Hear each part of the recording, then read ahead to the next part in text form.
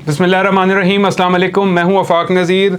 नाज़रीन, आज की प्रोग्राम की डिस्कशन में आज हम बात करेंगे तहरीक इंसाफ की मखसूस नशिस्तों के लिए दरख्वास्त जो है वो इलेक्शन कमीशन मुस्तरद करने जा रहा है। इसके अलावा बलोचिस्तान में पीपल्स पार्टी और नून लीग का जो मुआहदा तय पाया है उसमें पीपल्स पार्टी अरकान के तहफ़्फ़ुज़ात सामने आ गए हैं। नून लीग और एम के एम में भी तहफ़्फ़ुज़ात जो है वो खुलकर सामने आ चुके हैं। एम के एम ने कौन से नए ओहदों की डिमांड्स कर दी हैं। इसके अलावा गवर्नर पंजाब कौन बनने जा रहा है। मरियम नवाज़ पंजाब की खातून, पाकिस्तान की जो है वो पहली खातून वज़ीर आला बनने जा रही हैं। इससे पहले कोई बड़े ऑफिस का जो है उन्हें तजर्बा नहीं रहा कि अच्छे तरीके से मामलात को चला पाएंगी। इसके अलावा मरियम नवाज़ को गुज़िश्ता दिनों जो है वो वज़ीर आला पंजाब का प्रोटोकॉल दे दिया गया है। दूसरी तरफ पीटीआई के जो कैंडिडेट हैं असलम इकबाल, उन्हें जो है वो पुलिस गिरफ्तार करने की कोशिशों में लगी हुई है। तो ये क्या मामलात हैं, इस पर तज्ज़िया करेंगे। हमाद साहब, वेलकम। Thank you.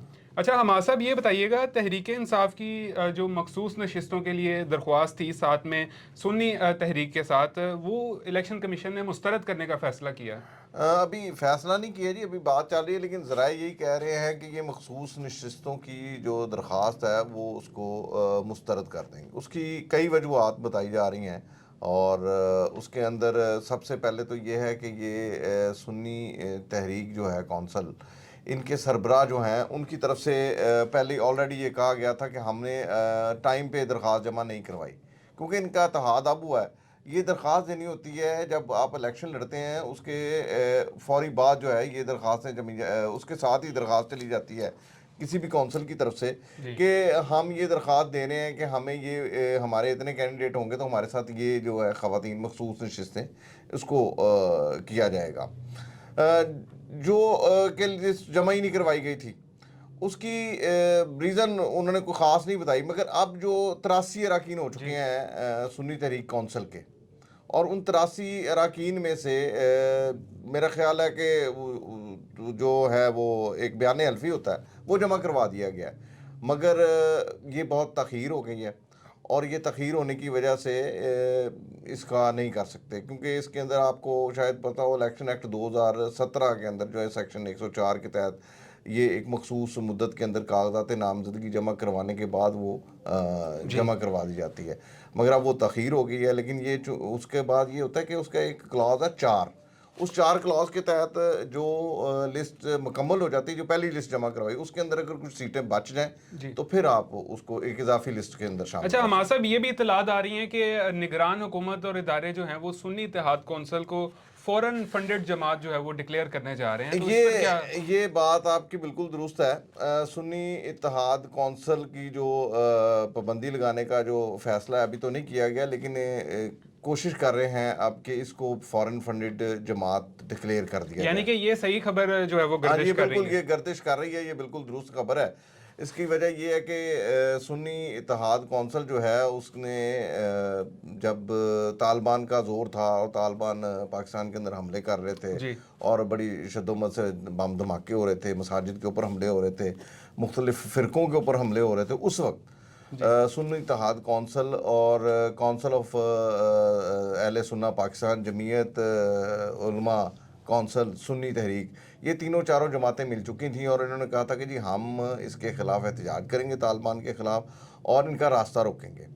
उसके ऊपर उन्होंने अमेरिका से जो है वो अमेरिकी एक है जो हमारे यहाँ पे कौंसल जनरल है, उनसे मुतालबा किया था कि हमारे पास पैसे नहीं हैं, आप हमें फंडिंग करें और हम तालिबान के ख़िलाफ़ जो है वो एहतजाज करेंगे। तो 2009 में अमेरिका के स्टेट डिपार्टमेंट की तरफ से इनको $36,607 की इमदाद दी गई थी और ये उनकी वेबसाइट के ऊपर मौजूद है, जिसके ऊपर अमेरिकी कौंसल से सवाल भी हुआ था, अमेरिका के वज़ारत ख़ारजा से सवाल हुआ था, सहाफ़ियों ने किया था कि आपने मजहबी जमातों को कब से वो सपोर्ट करना शुरू कर दिया।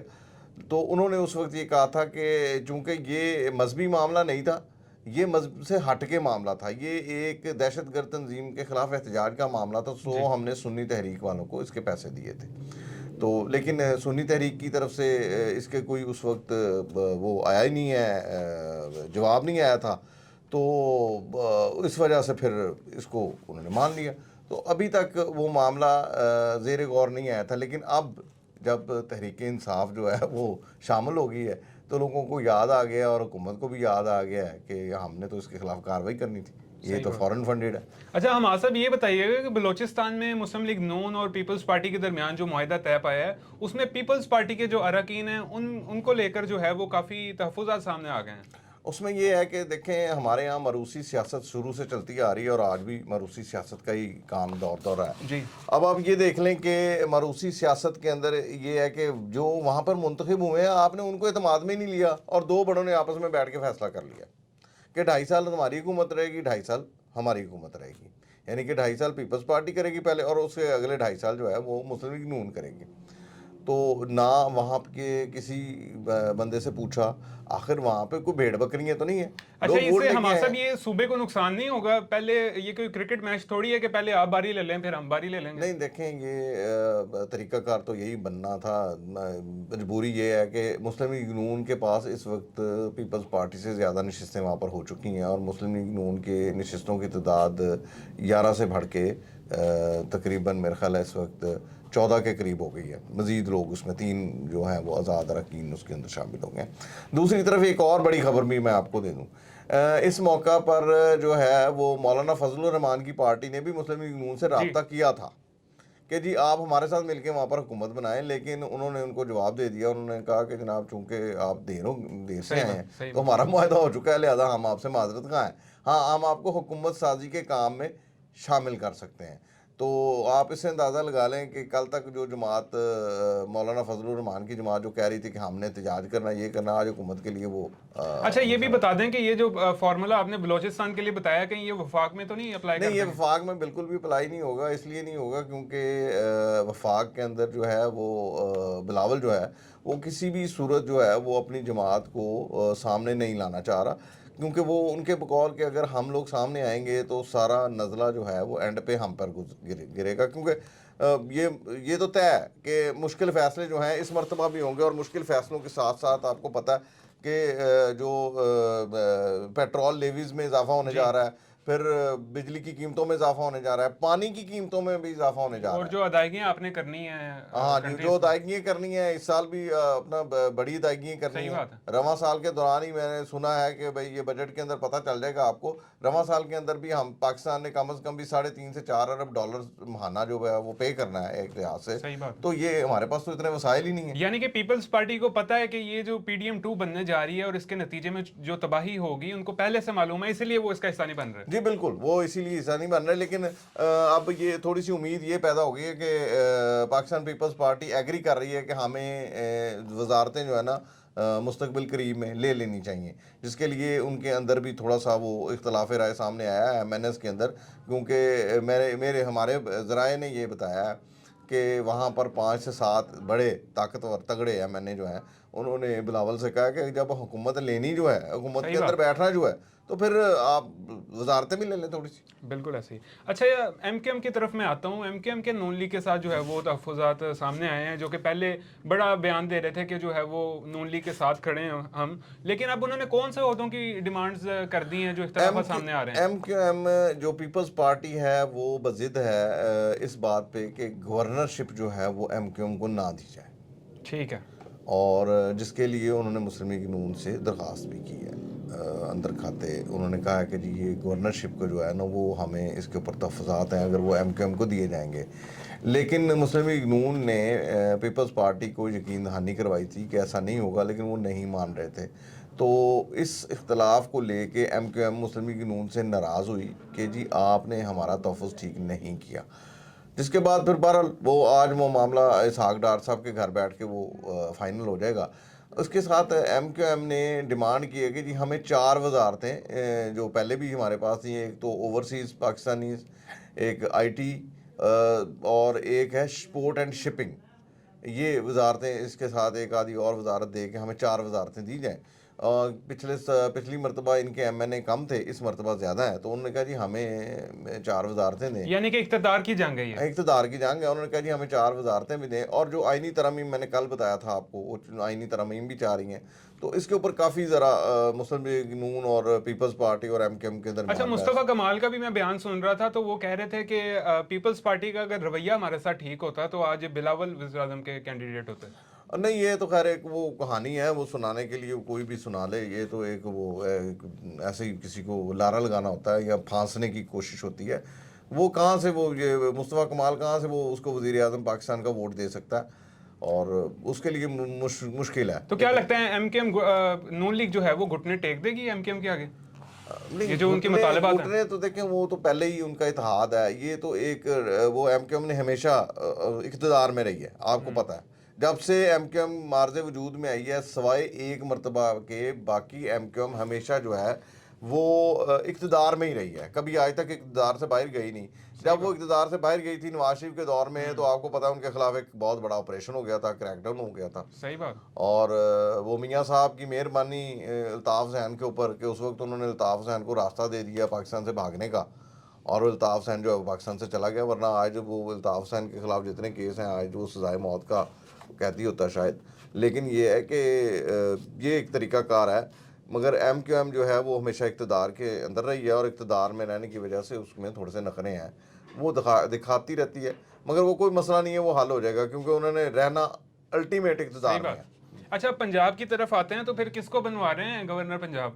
گورنر پنجاب کے دیکھیں جی 3 نام ہیں. چند صاحب کا نام بھی ہے، قائرہ صاحب کا نام بھی ہے، اس کے علاوہ بھی ایک نام ہے. لیکن کچھ ذرائع کہتے ہیں کہ محسن نقوی، لیکن محسن نقوی نہیں آ رہا. محسن نقوی نے جو ہے وہ پہلے کہہ دیا تھا کہ میں جو ہے پی سی بی کے حد تک ہی محدود رہوں گا، کیونکہ ان کا کام نکل جائے گا پی سی بی میں. اچھا اسٹرانگ کینڈیڈیٹ کون ہے پھر؟ اسٹرانگ کینڈیڈیٹ جی چند صاحب کا نام جو ہے وہ بہت زیادہ حلقوں میں گردش کر رہا ہے، کیونکہ چند صاحب کو سپورٹ حاصل ہے ایک مخصوص ادارے کی بھی، جس کی وجہ سے چند صاحب شاید فیوریٹ ہیں. اچھا مریم نواز کی طرف آؤں گا، وہ بڑی خوش ہیں آج کل کیونکہ پہلی خاتون وزیر اعلیٰ کا انہیں اعزاز ملنے جا رہا ہے. تو پہلے کوئی ان کا ایکسپیرینس نہیں رہا کوئی بڑا پبلک آفس رکھنے کا، تو آپ کو لگتا ہے کہ اچھے طریقے سے معاملات چلا پائیں گی؟ دیکھیں مریم نواز نے جو ویسے تو ایک وہ کہتے ہیں کہ وہ کسی کی سنتی نہیں ہے، ایون بعض اوقات ایسا ہوتا ہے کہ وہ بڑے میاں صاحب کی بھی نہیں سنتے. اب تو بڑے میاں نواز شریف صاحب ہیں، پہلے میاں شریف صاحب ہوتے تھے. تو میاں شریف صاحب کے دور میں ہی وہ تھوڑی سی ضدی تھی، تو دادی کی بڑی لاڈلی تھیں اپنی، تو وہ بڑا ایک ہے سخت رویہ ہوتا ہے ان کا بعض اوقات. اور وزارت اعلیٰ پنجاب میں ان کو مشکل نہیں ہوگی، اس لیے کیونکہ گھر سے جو ہے وہ ایکسپیرینس لے کے چلی ہیں کہ ان کے والد صاحب وزیر اعلیٰ رہے، اس وقت بھی وہ ان کے ساتھ تھیں. پھر وہ وزیر اعظم بنے، اس وقت بھی وہ ان کے ساتھ تھیں. پھر لاسٹ ٹائم جب وزیر اعظم تھے، جب گرفتاری سے پہلے، تو اس میں بہت سارے فیصلے جو ہیں وہ مریم نواز کیا کرتی تھیں وزیر اعظم ہاؤس میں بیٹھ کے. تو جس کی وجہ سے ایک دو اداروں کو ان سے مشکلات بھی تھیں، ان سے نالاں بھی تھے کہ یہ کس قسم کے ہیں. اور اخبارات میں وہ خبریں بھی آپ نے ڈان لیکس دیکھی ہوگی جس کے اندر مریم نواز کا نام آ رہا تھا. تو مریم نواز جو ہے وہ ایکسپیرینس لے کے آ رہی ہیں. ہاں یہ ضرور ہے کہ وہ شاید جس طرح میاں شہباز شریف یا میاں نواز شریف جو ہیں وہ مشاورت کر لیتے تھے، وہ شاید نہ ہو اب. صحیح بات. اچھا میں یہ بھی جاننا چاہوں گا کہ انہیں وزیر اعلیٰ پنجاب کی سیکیورٹی دے دی گئی ہے، دوسری طرف جو Aslam Iqbal P T I کے کینڈیڈیٹ ہیں ان کو پولیس گرفتار کرنے کی کوششوں میں لگی ہوئی ہے. یا یہ تو ایک ایسا ہی سوال ہے کہ دیکھیں آپ، بڑا واضح اس کا جواب ہے کہ لاسٹ ٹائم سب سے بڑی جماعت کون سی تھی آپ کو بھی پتہ ہے، مجھے بھی پتہ ہے. نواز شریف نون لیگ سب سے بڑی جماعت تھی اور پی ٹی آئی دوسرے نمبر پہ تھی. لیکن جب حمزہ شہباز کو وہ وزیر اعلیٰ کے لیے نامزد کیا تو وہ جیل میں تھے، ٹھیک ہے نا. تو اس مرتبہ ایک الٹ ہو گیا. اس مرتبہ وہ سب سے بڑی جماعت جو ہے میرے نزدیک پی ٹی آئی ہے، اور دوسرے نمبر پہ نون لیگ ہے. لیکن نون لیگ والے آزاد ہیں اور پی ٹی آئی والے پکڑے جا رہے ہیں. تو یہ وہی ہے، آپ سمجھیں کہ جو بویا وہ کاٹ رہے ہیں، اور جو یہ بو رہے ہیں یہ آگے کاٹ لیں گے. صحیح بات. بہت بہت شکریہ. حماد سعید صاحب ہمارے ساتھ موجود تھے، بڑا بہترین انہوں نے اس خبروں کے اوپر جو ہے وہ تجزیہ پیش کیا، اور جو بھی اس کے اوپر کمپلیکیشنز تھی ہمارے دماغ میں یا آپ کے دماغ میں لے کے ہوں گی، ان کو جو ہے وہ دور کرنے میں کافی حد تک ہم اس پروگرام میں کامیاب ہو چکے ہوں گے. تو مزید خبروں کے ساتھ پھر حاضر ہوں گے. اسی کے ساتھ یہ تھا ہمارا آج کا پروگرام. اللہ حافظ.